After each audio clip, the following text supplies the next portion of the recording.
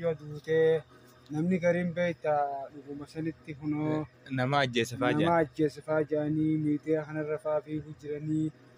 Obboleeyyan kiyya waan isinii galuu qabu akkuma gartee ijoollee tana gartee waliin jiran ijoolleen rokkaaba tokko wajjin dhufanii kunoo sawwaayini jechuudha. Ijoollee fuudhee osoo deemuu jiru mootummaan karatti itti baatee akkasitti mootummaan karatti baatee rasaasa itti dhawan. Arabchi fiigaaniitti kuteenii jechuudha.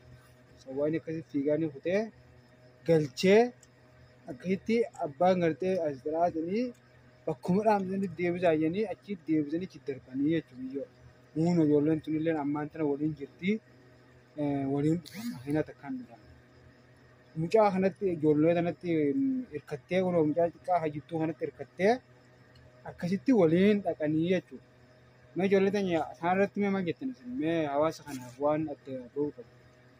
Dhugaadhaa mucaa tana namni hin ajjeefne akkuma jettu kana ilaa gadirraa kaasee qadaabirraa wajjin dhufnee jechuudha. Karaa kana hundee. Egaa mushaawara seennee maqaa mushaawaraa tana as dhufne kunoo seennaa waadii tana irratti asitti halkan nuun ka'e jechuudha Arabtichi. Sawwaayini halkan fuudhee nuun bee. Eeguma waadii tana seenu jirru akkasitti mootummaan karan dhubbee rasaasa tumee jechuudha. Akkasitti rasaanni gama booda jirti milyoonni akkasitti dhahee jechuudha.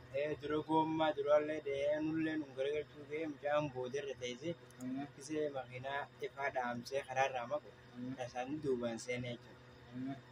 Achi mucaa rasaanni kisee dhahee makiinaan dhaamne jechuun baafatee gibbii kan naga'e achitti araba biraatiin dhufannee itti baafatee.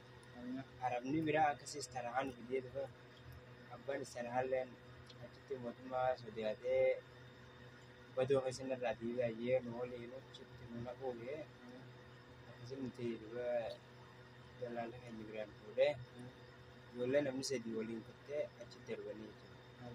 Namni ajjeefne. Mootummaa sodaatee achitti deebisee jechuudha biyyi Duutuma ishiitu fuudhee jechuudha.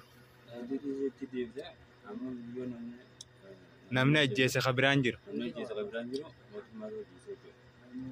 Namni tokko hawaasni tokko amma maal jira hoggaa miidiyaa haala deemtee akka waan gartee amma mucummaan lafa argisuun gartee dhahee gartee akkasitti haa fudhatu fa'aadha jechuudha. Amma isin nama qabatamaadhaan wajjin dhufee arkee ana kanatti cinaan taa'ee dhufu isin kan na cinaan ta'e. Asaasni na cinaan ta'e ni gaggabdii jedhanii nu bishaan irra naqe. Ammoo isin guutuu gaggabdii dubbattee wayii duubaa na waraanee itti seera gaafadha.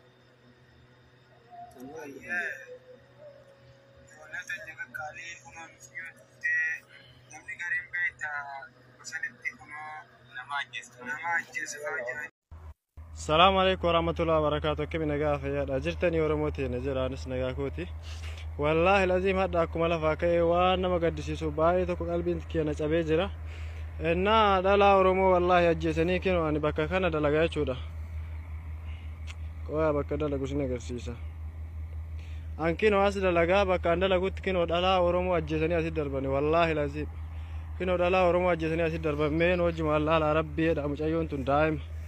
Gatti daa'ima lakin asii ajjeesanii asitti darbanii. Akkuma argitan kanatti ilaala wallahi yoon amanullee baattan ilaakinoo ilaala ajjeesanii kino asitti darbanii haga ammaatiin namni shortaan tokko itti dhufu hin jiru yoo fuula isii beektamu jattiin tun daa'ima rabbiidhaati sheer walitti godhaatiin walirra wanti jedha akka abbootiin abbaan isii sabrii godhatu waan akkasiitii isiniin jedha Oromooti walis sheer godhaa warra dabarsaa